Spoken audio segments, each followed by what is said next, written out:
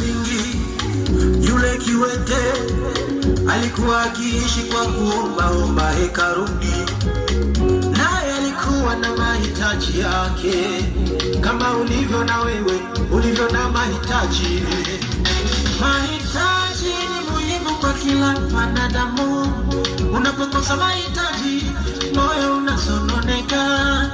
Kiwete alipowaona Petro na Yohana hekaluni, alitazamia kupata sadaka kama hitaji lake. Kumbe sauti ya Mungu ilikuwa imefika kuzungumza naye juu ya mustakabali wa maisha yake. Ndipo Petro na Yohana wakamwambia kiwete, jitwike godoro lako uende. Ndipo kiwete akajitwika godoro lake, akaenda akishangilia matendo makuu ya Mungu. Nimemsikia Mungu akisema nami, nimemsikia.